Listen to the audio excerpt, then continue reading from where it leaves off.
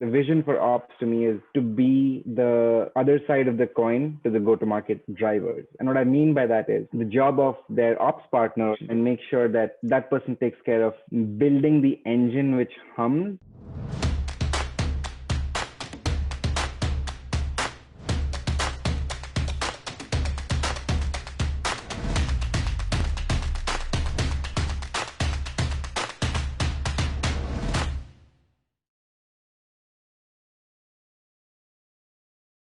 I'll even start with maybe using one of Simon Sinek's golden circle frameworks. And I think you've probably heard of this one, the concentric circles with the identity or the why in the middle, the how and then the what, which comes out. So I think a large part of who I am, both as a professional and especially as an ops professional, comes from that identity of who I am and why I'm here and what I'm doing.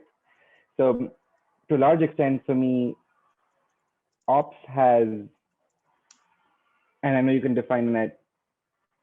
I've obviously had 2 or 3 different ops roles in my own life. I was purely sales ops, then I was in biz ops at LinkedIn, both, and then now I'm in revenue operations, which is more straddling across the go-to-market spectrum.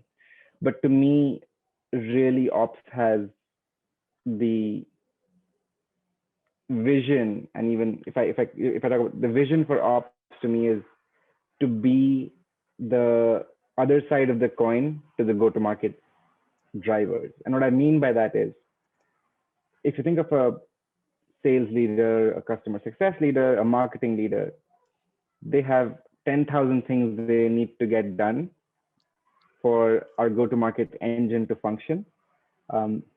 The job of their ops partner or revenue operations partner, or whoever that terminology comes in, the job of that person is literally to be the other side of the coin, make sure that that person takes care of building the engine which hums so that the go-to-market leaders can actually take care of everything in terms of delivery.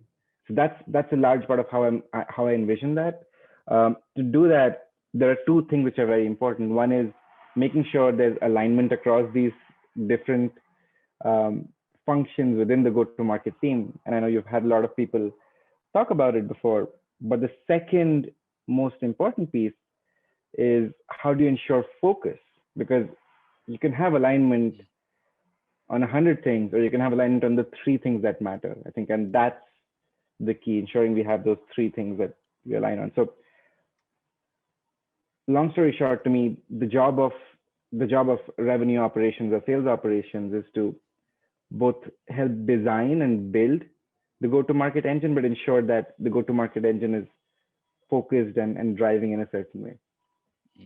Yeah, and I love the fact that you talked about alignment here, and they fit really well into the theme of metrics. Now, getting people to agree what metrics to look at can be a challenge. Talk to me about how you do that, Shantanu. And it's probably one of the biggest and most interesting topics, to be honest, within the world of ops today, is what are the metrics that matter and how do we use them. So taking a step back, I would even split this into 2 buckets of looking at it from a 30,000 feet or the strategic view, and then what needs to get done from a 3 feet execution perspective. And I think that's where ops straddles across both. And I think that's part of the draw for ops for me in particular. So if I think about the 30,000 feet view, that's where it starts with the alignment, the planning process between different functions, even starts as far up as what are the outputs that are relevant for your executive team, the CEO and the staff there, the board of directors, depending on whether you're an early stage company, it could be VCs. If you're a public company, what's important to the street, right? What are the numbers that the street cares about? So literally starting off with that 30,000 feet view is so important, because if you can define, these are the 3 pillars of metrics, whether it is, and again, if I think about from a go-to-market or revenue perspective, the number 1 metric which comes in for SaaS companies in tech in particular would be annual recurring revenue and growth in that perspective, from that perspective. Second would purely be, I would think about a pillar around customer value. So where are you really giving customers in terms of ROI? What is the bang for the buck that they are getting? And the third piece in that would probably more around how you are instrumenting both your demand gen piece as well as customer success. So if you go all the way from the entire flywheel, from attracting customers to selling to them and finally delighting them, what are the metrics there? So that's the three I would think of. One is more revenue growth. Second is customer. Third is more how you measure yourself internally. So that's a 30,000 feet view of metrics. And I think it's very important to align on those targets for the year across functions at the beginning. And I know that given the time of the year, everybody's deep into planning process. That's where it all starts, I would think. Then if you doubt, that's a very high level overview. Then you need to really go deep into what do those metrics really mean and how will we get there? And that's the 3 feet view that I'm talking about, which is how do you break that up by even starting from the elements of the customer life cycle to even what I might call the elements of the rep life cycle. And I know that they're almost two very distinct points. The reason I bring that up is from a customer life cycle, you need to have very granular perspectives on what happens from a demand gen perspective. What happens, and when I say demand gen, it goes all the way back, starting with from a marketing standpoint, what are the 3 key metrics that marketing is going to focus on? What are the inputs they need to get there? And then what are the outputs they will provide? From there, you take it into, say, the SDR world or the sales development world. What are the different activities that are required to get there? And then you go across from there to acquisition, from there to the actual retention and expansion portion. And I think one part which quite often is crucial but gets missed is that there are 2 elements of these metrics. There are what you might call as lagging indicators or outputs which come out, but I would say even more crucial are what are the inputs and the leading indicators we want to measure. So for instance, when I mentioned marketing output, are we looking at purely what are the number of MQLs that came out? Are we talking about campaigns? And therefore, what are the kind of activities that you are really instrumenting at that level?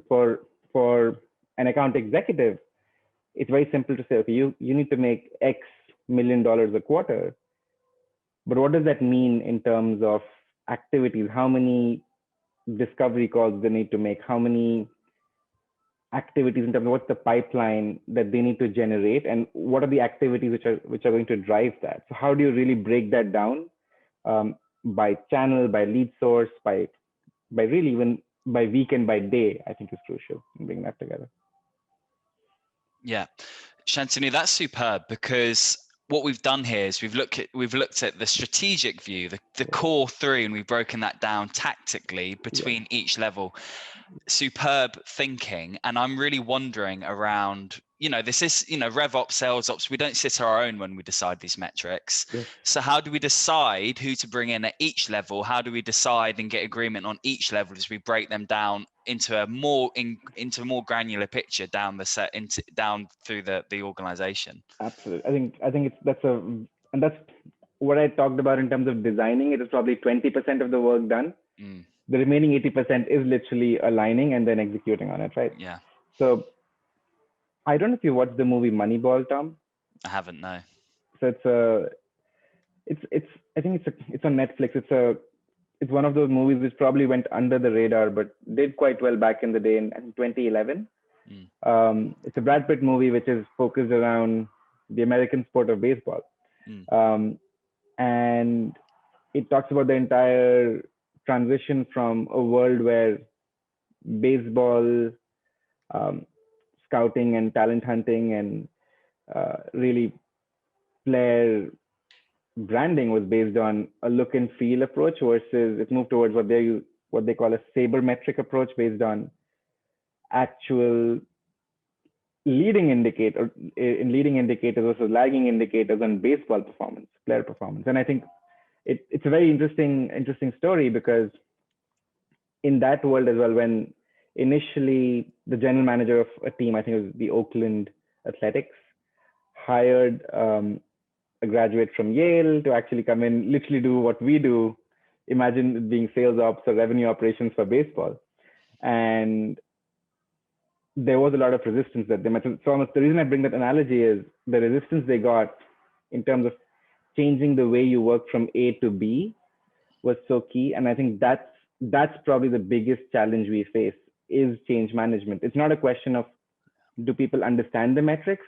The biggest question or the biggest challenge we face when we are taking people through a journey from using metrics in a certain way to aligning on metrics that I would say pervade across the organization, the biggest challenge is change management. And therefore I would think about when we are, and again, I'm 3 months into Nitro, we're literally in the process of building that instrumentation and getting that conversation going across.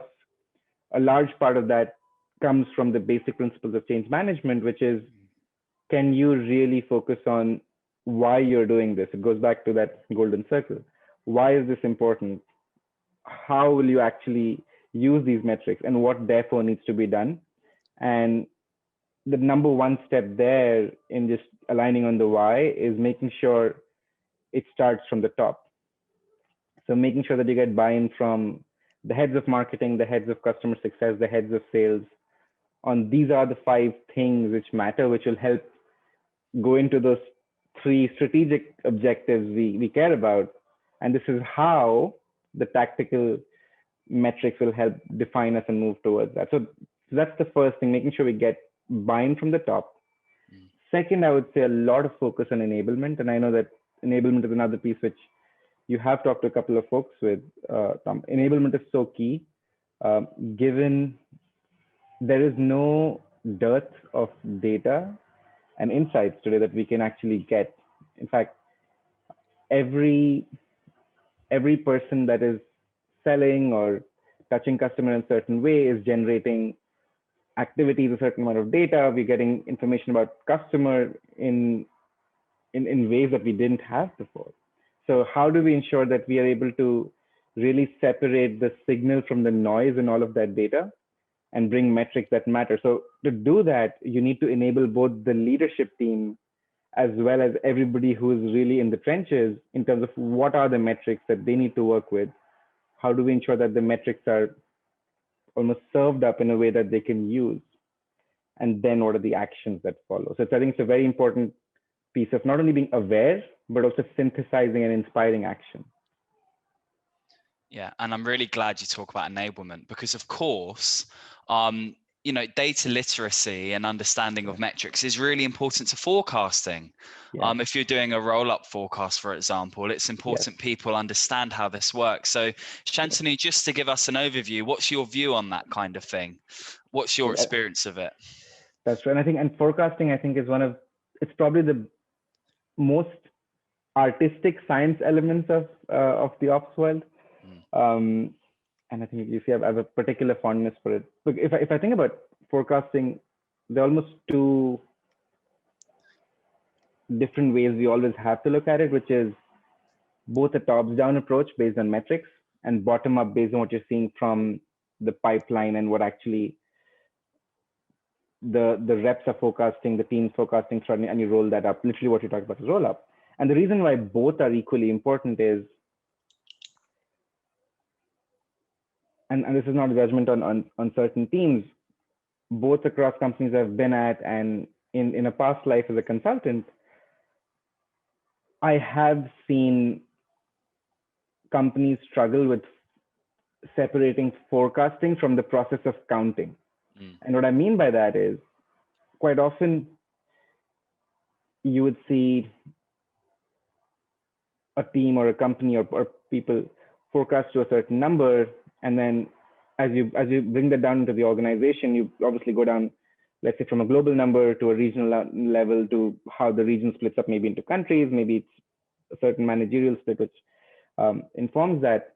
You actually see the forecast number rolling up into pretty much what is visible in terms of deals today, and maybe some unknown element about what we might create and close. And I think that's such an important piece of of bringing that together, because the reason I say accounting, I have in a past life, and I plan to do that in Nitro as well. We used to track what is our forecast for the quarter at week 2, what's our forecast for the quarter at week 10, and then where do we get to? And we realized that what happens is in week 2, people are generally more conservative, and you do see more more confidence by week 10 in terms of bringing up the number. But that's again based on counting. The best forecasters are able to use both the top down and the bottom up view. And when I say the top down, it's crucial to separate how you're thinking about new logo acquisition, how you're thinking about if you have a renewal base of customers who are renewing, as well as the expansion dollars that you're going to get on those customers. And the reason why it's so important is each of those have different metrics. From a top-down perspective, you should be looking at where you're pacing versus pipeline, or versus future in terms of pipeline, where you're pacing in terms of actually having closed, what's the growth rate you're seeing, what's the churn rate you're seeing. And I think it's taking that first stab at this is how my metrics will show me at the beginning of the quarter, versus what I start seeing as I get more and more pipeline through the quarter.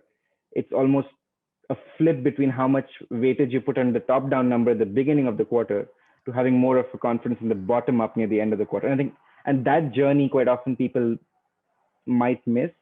And the best forecasters I've seen actually get that balance so right that you get less than a 5% variance between the beginning of quarter forecast and where they actually land. That's crucial. Yeah. Yeah, you explained a crucial part there, Shantanu, which is how the forecast is an art, like you said, and interacts with human behavior, which is very important to understand. That is true. And I think, and to be fair, one of the biggest gripes I have with forecasting as a process, if I think about most companies, and of course it's different again for if you're public versus private. If you're public, you obviously have to give guidance. So you have a certain element of massaging at the top before the numbers are put out. But and similarly for private companies, when you're accountable to investors and board and so on, the challenge is the sales managers, the actual, and again, forecasting is always driven by sales, right? It's not going to be driven. The ops teams will provide an input, a very critical input. Even the other players, marketing, customer success will provide an input, but sales is literally the owner of the forecast and it goes up from them. The biggest gripe I have is a sales manager or a sales leader will be patted on the back for getting 120% of their forecast from week 1 to week 10. Every time they raise forecast, like, brilliant, well done. But if someone comes in at 99% of their forecast from week 1, they're actually wrapped on the knuckles. And I think that's a big shift, which we've successfully done in my previous role at LinkedIn, where we actually brought in a forecast variance component in terms of how you measure people, and that drove a lot better, I would say, accuracy versus, as I mentioned, maybe sometimes a lot more conservative approach to forecasting, which sometimes I could see being closer to counting. Yeah, of course. Like, you'd rather them miss their forecast by a few percent than overachieve it by 30%. Exactly. Yeah, absolutely. Okay, Shantanu, closing question for you. If you're in a room full of sales and RevOps heroes, what would you ask them? Very, very good question. I think I'd try and get them for 5 hours. First of all, I have so many questions. But the number one question I would have is something I've been trying to champion a lot, both within my teams as well as the sales ops and RevOps networks I've been a part of, is what is the number one blocker from getting your ops team to feel that they are driving the process as pure partners. They're on the table. They actually have a seat at the table, versus being a supporting function. And I think in that, what is it that we as ops leaders can do to really drive that movement? And I'm very heartened and very excited to see there's been a huge movement towards that in recent years. Um, However, literally the first thing I always tell anyone who joins my team is you have to always come in and be a thought partner and a business partner to whoever you're working with on any project.